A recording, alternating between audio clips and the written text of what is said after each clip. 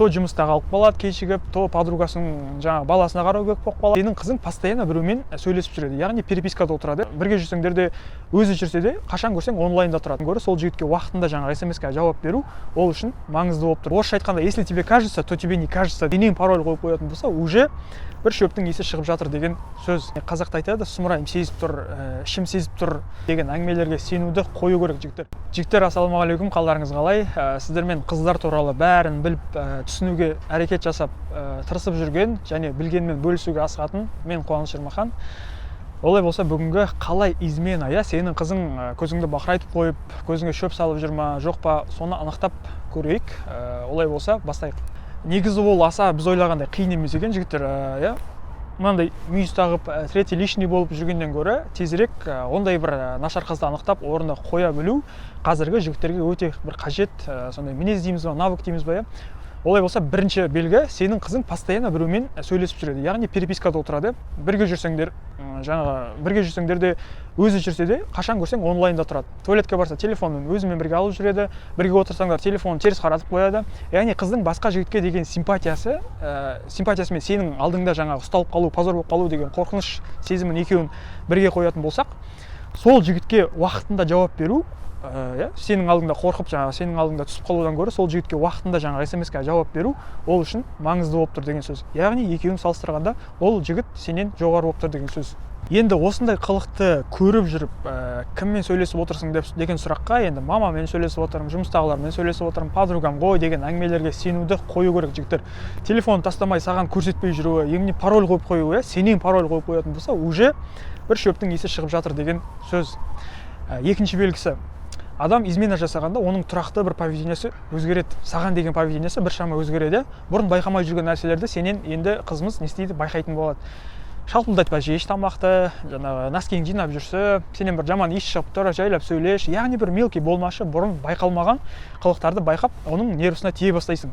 Біреулер керісінше бұрын айтпаған жаңа тәтті сөздерді айтып, бір жібермеген смайликтерді жіберіп, подарка беріп, сыйлық беріп, бір подлый тірлігін осындай бір сыйлықпен, жаңағы жылы сөзбен орын толтыруға тырысып жатады. Хотя бұрын ол ондай қылық көрсетпейтін еді. Значит, бірдеме өзгерді деген сөз. Тоже көз шөптің иісі шығып жатқан жоғын байқап қойық. Үшінші белгі, қызымыздың жұмыс уақытының күрт өзгеруі, күнделікті графиктің өзгеруі. То жұмыста қалып қалады кешігіп, то подругасының жаңағы баласына қарау керек болып қалады, то қосымша жұмыс істеу керек болып қалады, ақша керек. Қысқасы, жұмысын әдеттегіден кешігіп келетін болды, жұмыстан әдеттегіден кешіп келетінді шығарды деп айтсақ болады. Немесе сенің графигімен жаңа бір қызығушылық, интересоваться ете бастады. Қашан келесің, точно қай уақытта боласың деп уақытпен, сағатпен жүруді бастады. Тағы айта кететін белгі, бұл саған звондап, өзі звондап, мен қазір баламен отырмын, не мамама көмектесемін, қыздармен отырамын, вообще егер телефонды алмасам, естімей қалуы мүмкін, зарядым өшіп қалуы мүмкін деген алдын ала ескертулердің көбеюі. Бұрын ондай нәрсе жоқ еді. Енді осындай кезде принципиально өзің оған звондайтын болсаң, ол естественно не істейді, телефонын алмайды. Сосын сен ренжігенде ол не дейді, ақталатын болады. Мен саған алдын айттым ғой, мамама көмектестім, бала қарадым, телефоным зарядкасы өшіп қалды, сен неге осындай кезде звондайсың, сен неге маған сенбейсің деген сияқты өзіңді кінәлай бастайды. Бұл кезде де көзіңде мынандай шөптің тұрған жоғын, жоқ емес, немесе мынандай мүйізің бар жоғын бір қарап қойсаң болады. Төртінші белгі болса, қызымыздың стилі, киім киюі, боянуы, өзіне қарауы, фигурасы, яғни осының бәріне қарау бастау, аяқ астынан қарай бастауы, бұл да шөптің иісінің шығып жатқанның белгісі.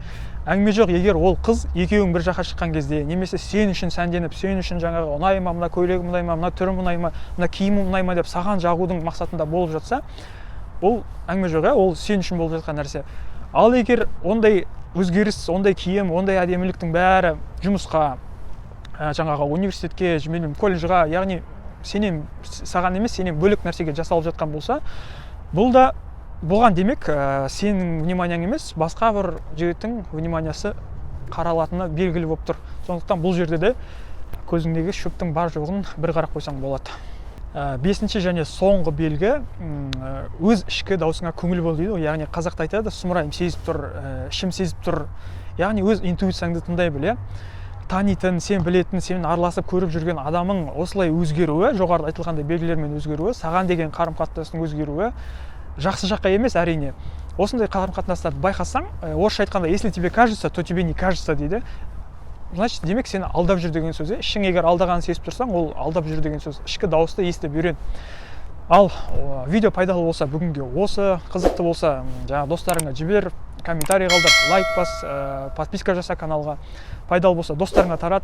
Осыған байланысты бір сұрақтарың болып жатса, комментке жаза кет, міндетті түрде жауап беретін боламыз.